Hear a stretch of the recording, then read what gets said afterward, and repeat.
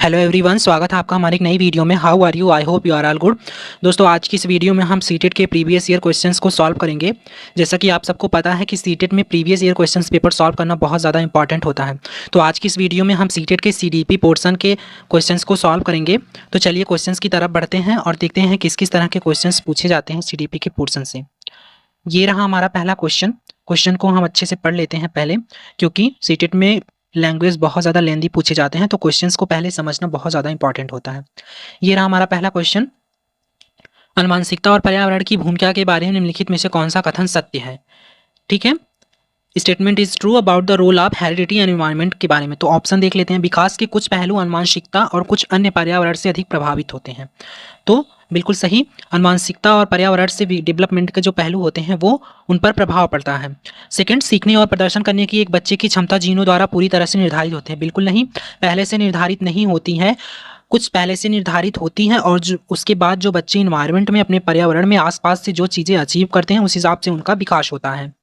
Third देख लेते हैं। अच्छी देखभाल और पौष्टिक आहार बच्चे के किसी भी जन्मजात विकार को दूर कर सकता है। बिल्कुल नहीं, जो अनुवांशिक विकार होंगे वो पूरी हद तक बच्चे के ठीक नहीं होंगे, हम कितना भी अच्छा उनको पौष्टिक आहार या फिर उनकी कितनी भी अच्छी देखभाल कर ले, ठीक है, क्योंकि वो उनकी अनुवांशिक होती है। ठीक है।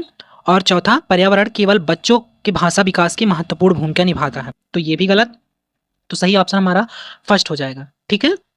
नेक्स्ट क्वेश्चन, ये रहा हमारा दूसरा क्वेश्चन। निम्नलिखित में से कौन सा कथन पियाजे के सिद्धांत के अनुसार कहा नहीं जा सकता? तो दीन पियाजे के सिद्धांत के बारे में यहाँ पूछा गया है, तो ऑप्शन चेक कर लेते हैं हम। विकास गुणात्मक चरणों में होता है। तो पहले क्वेश्चन आप समझ लीजिएगा, यहाँ पर सिद्धांत नहीं है पूछा गया है, तो इनमें से तीन ऐसे ऑप्शन होंगे जो सिद्धांत से उनके जुड़ते होंगे। एक होगा जो निगेटिव होगा, वही इस ऑप्शन में सही होगा। तो विकास गुणात्मक चरणों में होता है, सही है। बच्चे अपनी दुनिया के बारे में ज्ञान का निर्माण और उपयोग करते हैं, बिल्कुल सही। निरंतर अभ्यास से अधिगम होता है, ये चीज़ जीन पियाजे जी ने नहीं कही थी। उन्होंने इस चीज़ पर नहीं जोर दिया था कि बच्चे एक्टिविटी करके चीज़ों को सीखते हैं, बाकी बच्चे अपने पर्यावरण पर क्रिया करते हैं, तो ये भी उन्होंने कहा था। तो ये निगेटिव है और निगेटिव पूछा गया है, तो सही ऑप्शन हमारा थर्ड हो जाएगा। नेक्स्ट क्वेश्चन, निम्नलिखित में से कौन सी पूर्व संक्रियात्मक विकार की एक सीमा नहीं है? तो यहाँ पर पूर्व संक्रियात्मक विचार के बारे में पूछा गया है कि प्री ऑपरेशनल थॉट। तो ऑप्शन चेक कर लेते हैं। ध्यान केंद्रित करने की प्रवृत्ति, प्रतीकात्मक विचार का विकास, अहमन्यता, अनुक्रमणीयता। तो यहाँ पर प्री ऑपरेशनल के बारे में पूछा गया है, तो प्री ऑपरेशनल के बारे में नहीं पूछा गया। तो प्री ऑपरेशनल स्टेज में बच्चे जो हैं वो सिंबॉलिक थॉट विकसित नहीं कर पाते हैं। उन्हें अगर आप किसी चीज़ की प्रतीक से उनको चीज़ को वो बताने की कोशिश करेंगे तो वो उस स्टेज में उस चीज़ को नहीं कैच कर पाते हैं। तो ये चीज़ें नहीं है। बाकी ये ध्यान केंद्र की प्रवृत्ति आ जाती है प्री ऑपरेशनल में, अहम केंद्रिता होती है, ईगो सेंट्रेशन होती है और अनुक्रमणीयता भी होती है। तो सही ऑप्शन हमारा सेकेंड हो जाएगा। नेक्स्ट क्वेश्चन, डैश के अलावा निम्नलिखित कारणों से खेल युवा बच्चों के विकास में एक महत्वपूर्ण भूमिका निभाता है। तो यहाँ पर के अलावा पूछा गया है, मतलब कि इसमें से एक ऑप्शन ऐसा है, उसके अलावा बाकी तीन ऑप्शन जो खेल से रिलेटेड हैं वो बच्चों के विकास में महत्वपूर्ण भूमिका निभाता है। बाकी एक ऑप्शन जो है वो आपका निगेटिव होगा, तो वही निगेटिव हमारा सही होगा। तो ऑप्शन चेक कर लेते हैं। वे अपने शरीर पर निपुणता प्राप्त करते हैं। तो खेल से बच्चे निपुण होते हैं, उनकी शरीर जो बॉडी की एक्टिविटी होती है वो इसकी स्किल बढ़ती है, तो बिल्कुल सही। यह उनकी इंद्रियों को उत्तेजित करती है, बिल्कुल सही। जब वो मूवमेंट करेंगे, बॉडी से प्ले करेंगे, तो वो उनकी इंद्रियां उत्तेजित होंगी। यह समय बिताने का एक सुखद तरीका है, तो ये निगेटिव है। केवल समय बिताना ही खेल का मकसद नहीं होता है, तो ये निगेटिव है और निगेटिव ही पूछा गया था, तो हमारा सही ऑप्शन हो जाएगा थर्ड। नेक्स्ट क्वेश्चन, निम्नलिखित में से कौन सा प्रश्न बच्चों को गंभीर रूप से सोचने के लिए आमंत्रित करता है? इसमें से आपको चार क्वेश्चंस दिए गए हैं, इनमें से एक क्वेश्चंस ऐसा है जो अगर आप पूछेंगे तो बच्चे उसको अंदर से जाकर अपने अपसारी चिंतन से वो सोचेंगे, गहरी सोच उसमें उनकी विकसित होगी। तो देख लेते हैं ऑप्शन। क्या आप इसका उत्तर जानते हो? तो ये तो नॉर्मल सी बात है, वो हाँ या ना बोल देंगे। सही जवाब क्या है? ये भी एकदम नॉर्मल सी बात है। क्या आप इसी तरह की स्थिति के बारे में सोच सकते हैं? ये भी नॉर्मल सी बात है, हाँ या ना के बारे में। विभिन्न तरीकों से हम इसे कैसे हल कर सकते हैं? तो ये चीज़ें हैं। यहाँ पर डिफरेंट वेज, मतलब एक रास्ते से नहीं, कई रास्ते से आपको गुजरने के लिए बोला जाएगा। तो अगर आप कई जगह अपना माइंड फैलाएंगे, बच्चे अगर कई जगह अपना दिमाग फैलाएंगे तो उनका संपूर्ण विकास होगा ना, तो वो गंभीर रूप से सोचेंगे। तो सही ऑप्शन हमारा फोर्थ होगा, विभिन्न तरीकों से हम इसे कैसे हल कर सकते हैं। ठीक है। नेक्स्ट क्वेश्चन, निम्नलिखित में कौन सा विकल्प प्रगतिशील शिक्षा का सबसे अच्छा वर्णन है? ठीक है, तो प्रोग्रेसिव एजुकेशन के बारे में क्वेश्चन है, तो देख लेते हैं हम ऑप्शन। करके सीखना, परियोजना विधि, सहयोग से सीखना। ठीक है, तो यहाँ पर प्रोग्रेसिव एजुकेशन की बात की गई है, तो जाहिर सी बात है प्रोग्रेसिव एजुकेशन जहाँ पर होती है वहाँ पर सबसे पहले आता है कि करके सीखना। ठीक है, परियोजना विधि, project method and cooperative learning. आप प्रोजेक्ट अगर बच्चों को देंगे करके सीखने के लिए, लर्निंग बाय डूइंग देंगे और सहयोग से सीखना अगर आप करेंगे, तो वहाँ पर एक प्रगतिशील शिक्षा का सबसे अच्छा उदाहरण वो हो सकता है।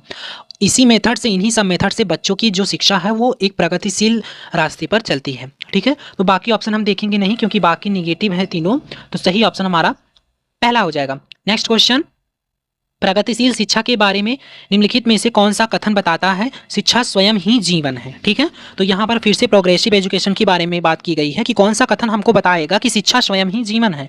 तो ऑप्शन चेक कर लेते हैं। स्कूल शिक्षा को यथासंभव लंबे समय तक जारी रखना चाहिए। निगेटिव, स्कूल की आवश्यकता नहीं है, बच्चे अपने जीवन के अनुभव से सीख सकते हैं। बिल्कुल नहीं, गाइड की बहुत ज़्यादा ज़रूरत होती है। अगर आप कितना भी सिखा लो, अगर बच्चे को आप स्कूल नहीं, एक गाइडेंस नहीं उसको मिलती है, तो वो अच्छे से अपने दिमाग का प्रोग्रेस नहीं कर पाएगा। तो ये निगेटिव है। थर्ड, स्कूलों में शिक्षा सामाजिक और प्राकृतिक दुनिया को प्रतिबिंबित करे। बिल्कुल सही ऑप्शन हमारा ये है। स्कूल्स में अगर आप बच्चों को केवल किताबी ज्ञान ना देकर उनको सामाजिक और प्राकृतिक, उनके आसपास जो चीज़ें घटित हो रही हैं, जो चीज़ें हो रही हैं, उनसे अगर आप प्रतिबिंबित करके, रिफ्लेक्ट करके उनको चीज़ों को सिखाने की कोशिश करेंगे, तो वहाँ पर प्रगतिशील शिक्षा के बारे में सबसे अच्छा उदाहरण वही है। और उसी से पता चलता है कि शिक्षा स्वयं ही एक जीवन है, क्योंकि जो आपके लाइफ में घटित हो रहा है बच्चे के लाइफ में, अगर आप उसको अटैच कर कर उसको पढ़ाएंगे तो वो समझ सकेगा कि जो हम शिक्षा ग्रहण कर रहे हैं वो तो हमारी लाइफ है, वो तो डेली हमारे जीवन में घटित हो रही है। तो चीज़ें ये सही है, तो थर्ड ऑप्शन हमारा बिल्कुल सही हो जाएगा। नेक्स्ट क्वेश्चन, कोलबर्ग के सिद्धांत के अनुसार योगदान के रूप में निम्नलिखित में से किसे माना जा सकता है। ठीक है, तो यहाँ पर कोलबर्ग की थ्योरी के बारे में बताया गया है, तो ऑप्शन चेक कर लेते हैं। उनके सिद्धांत ने संज्ञानात्मक परिपक्वता और नैतिक परिपक्वता के बीच एक सहयोग का समर्थन किया है। तो बिल्कुल सही है, उनकी जो नैतिक विकास का सिद्धांत है, उनकी संज्ञानात्मक परिपक्वता और नैतिक परिपक्वता के बीच में एक सहयोग का समर्थन किया है। तो सही ऑप्शन हमारा एट्थ हो जाएगा, एट्थ का पहला। नेक्स्ट क्वेश्चन, निकटवर्ती विकास का क्षेत्र संदर्भित करता है। ठीक है, जोन ऑफ प्रॉक्सिमल डेवलपमेंट के बारे में पूछा गया। ठीक है, निकटवर्ती शिक्षा के बारे में। तो ऑप्शन चेक कर लेते हैं। उस चरण को जब अधिकतम विकास संभव है। ठीक है, उस विकासात्मक चरण को जब बच्चा सीखने की पूरी जिम्मेदारी लेता है। ठीक है, एक संदर्भ को जिससे बच्चे सहयोग के सही स्तर के साथ कोई कार्य लगभग स्वयं कर सकते हैं। तो बिल्कुल ऑप्शन हमारा ये बिल्कुल सही है। जब बच्चे सहयोग के सही स्तर के साथ कोई कार्य लगभग अपने स्वयं ही कर सकते हैं, तो वो एक निकटवर्ती विकास, प्रॉक्सिमल डेवलपमेंट होता है। जब बच्चे को एक सहयोग से किसी चीज़ को खुद ही निर्माण कर सकते हैं, खुद ही उस चीज़ को जान सकते हैं। तो सही ऑप्शन हमारा थर्ड हो जाएगा। नेक्स्ट क्वेश्चन, एक उभयलिंगी व्यक्तित्व। ठीक है, तो यहाँ पर उभयलिंगी व्यक्तित्व के बारे में पूछा गया है कि कौन सा स्त्री लक्षणों वाले पुरुषों को संदर्भित करती है। बिल्कुल ना, उभयलिंगी का मतलब आप, आई होप आप समझ रहे होंगे। तो नेक्स्ट ऑप्शन में आमतौर पर माने गए मर्दाना और स्त्री गुणों का समावेशन होता है। तो बिल्कुल सही है, उभयलिंगी जो व्यक्तित्व होता है उसमें स्त्री और मर्दाना जो गुण होते हैं उनका मिक्सचर होता है, तो उसे उभयलिंगी व्यक्तित्व कहते हैं। उसमें बच्चे, जैसे कोई व्यक्ति है वो खाना भी बनाना जानता है, वो बाहर काम भी, जॉब कर रहा है, ऑफिस कर सकता है, घर के कपड़े भी धुल सकता है, काम भी कर सकता है, तो वो चीज़ें, वो एक जो है दोनों जेंडर को उसके अंदर समाहित है, तो वो चीज़ें यहाँ पर होंगी। तो सेकंड ऑप्शन हमारा सही हो जाएगा। नेक्स्ट क्वेश्चन, बच्चे डैश को छोड़कर अन्य सभी के द्वारा लिंग भूमिकाएं ग्रहण करते हैं। ठीक है, तो यहाँ पर जेंडर रोल्स कहाँ कहाँ बच्चे ग्रहण करते हैं, 3 में ग्रहण करते हैं, 1 में नहीं करते हैं। तो सही ऑप्शन हमारा नॉर्मल सी बात है कि यहाँ पर ट्यूशन हो जाएगा।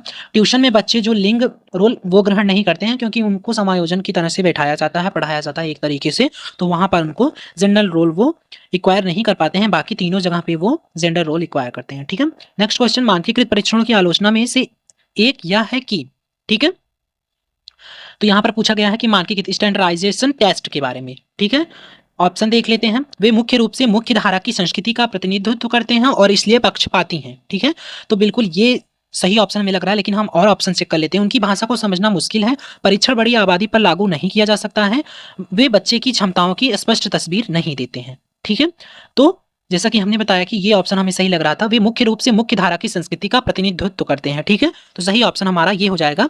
वो पक्षपाती होते हैं क्योंकि किसी वो पर्टिकुलर एक ही संस्कृति का प्रतिनिधित्व करते हैं, इसीलिए उसको स्टैंडर्डाइजेशन, मानकीकृत, जहाँ पर मानक आता है उसका मतलब है कि आप बस केवल एक संस्कृति या एक पर्यावरण से जुड़े ही बच्चे को आप शिक्षा ग्रहण करवा रहे हैं। मानक का मतलब होता है, मानकीकृत का मतलब होता है स्टैंडर्डाइजेशन, मतलब आप पर्टिकुलर किसी एक चीज को ध्यान दे रहे हैं, तो ये यहाँ पर पक्षपाती होता है, तो ये ऑप्शन हमारा सही है। नेक्स्ट क्वेश्चन, एकाधिक बुद्धिमानी का सिद्धांत कहता है, मल्टीपल इंटेलिजेंस क्या कहता है। नॉर्मल सी बात है, बुद्धि कई प्रकार की हो सकती है। यहाँ पर आपके क्वेश्चंस में ही आंसर लिखा है कि एकाधिक बुद्धिमानी का सिद्धांत मतलब एक से ज़्यादा बुद्धि, तो बुद्धि कई प्रकार की हो सकती है, तो सही ऑप्शन हमारा सेकंड हो जाएगा। नेक्स्ट क्वेश्चन, शिक्षक सीखने के लिए मूल्यांकन और सीखने के मूल्यांकन दोनों का उपयोग कर सकते हैं, ठीक है। सीखने के लिए मूल्यांकन और सीखने के का मूल्यांकन, ठीक है, दोनों का उपयोग कर सकते हैं, ठीक है। तो ऑप्शन चेक कर लेते हैं हम। बच्चों की प्रगति और उपलब्धि स्तर को जानने में, ठीक है, मूल्यांकन के बारे में पूछा गया है। तो और सेकंड, बच्चे की सीखने की जरूरतों को जानने में और तदनुसार शिक्षण रणनीति का चयन करने में, ठीक है। थर्ड, आवधिक अंतरालों पर बच्चे के प्रदर्शन का आकलन करने और उसके प्रदर्शन को प्रमाणित करने, ठीक है। और नेक्स्ट, बच्चों की प्रगति की निगरानी करने और उनके सीखने के अंतराल को भरने के लिए उचित लक्ष्य निर्धारित करने में। तो सही ऑप्शन हमारा फर्स्ट ही होगा। बच्चों की प्रगति और उपलब्धि स्तर को जानने के लिए हम मूल्यांकन करते हैं, तो वो ऑप्शन हमारा सही होगा, ठीक है। नेक्स्ट क्वेश्चन, और ये हमारा लास्ट क्वेश्चन है। इसके बाद आप लोग अपना स्कोर जरूर बताइएगा कि आप लोगों के 15 क्वेश्चंस में से कितने क्वेश्चन सही हुए। अगर आपके 15 क्वेश्चंस में से आपके 13-14 क्वेश्चन सही हो रहे हैं, तो इसका मतलब आपका सीडीपी का पोर्शन मजबूत हो चुका है। अगर इससे कम हो रहे हैं तो आपको अभी और एमसीक्यूज और पीवाईक्यू लगाने की ज़रूरत है, क्योंकि आप जान सकते हो सीटेट में सीडीपी से बहुत अच्छे नंबर गेन होते हैं। तो अगर आपकी सीडीपी पे पकड़ अच्छी रहेगी तो आप हर सब्जेक्ट, चाहे वो सब्जेक्ट आपका कॉम्बिनेशन वाला हो, सब्जेक्ट पर्टिकुलर जो आपने डाला है उसमें Hindi, Sanskrit, English, math, EVS, चाहे जो भी हो, सब में सीडीपी के क्वेश्चन से पूछे जाते हैं, ठीक है। तो सीडीपी का अगर आपका पोर्शन सही है तो इसका मतलब आपके लगभग आधी से ज़्यादा क्वेश्चन सीटेट के हो जाएंगे, ठीक है। इसलिए आप सीडी पर ज़्यादा ध्यान दीजिए। तो क्वेश्चन है हमारा है, देख लेते हैं। निम्नलिखित में से कौन सा सतत और व्यापक मूल्यांकन से संबंधित नहीं है? तो यहाँ पर नहीं है पूछा गया, ठीक है। तो निगेटिव होगा, जाहिर सी बात है। तो निगेटिव ऑप्शन को हम देख लेते हैं। इसे भारत के शिक्षा के अधिकार अधिनियम द्वारा अनिवार्य किया गया है। यह शिक्षण अधिगम प्रक्रिया को एक अभिन्न अंग है। यह विभिन्न शिक्षा क्षेत्रों में बच्चे की उपलब्धि पर केंद्रित है। यह बच्चे को धीमे, खराब या बुद्धिमान के रूप में चिन्हित करने में उपयोगी होता है। तो हमने कहा था ना, निगेटिव ऑप्शन जो होगा वो हमारा सही होगा, क्योंकि यहाँ पर निगेटिव पूछा गया है। तो सही ऑप्शन हमारा फोर्थ हो जाएगा। तो ये थे हमारे सीडीपी पोर्शन के 15 क्वेश्चन, ठीक है। आप लोग पूरा वीडियो देखने के बाद कमेंट में अपना स्कोर जरूर बताइएगा, ताकि मैं एनालिसिस कर पाऊँ कि आपकी तैयारी कहाँ तक हो चुकी है, ठीक है। और अगर वीडियो अच्छी लगी हो, इन्फॉर्मेटिव लगी हो, तो चैनल को सब्सक्राइब करके वीडियो को लाइक कर दीजिएगा, क्योंकि सीटेट से रिलेटेड सारी इन्फॉर्मेटिव वीडियो और क्लासेस हमारे चैनल पर आती रहती हैं। धन्यवाद।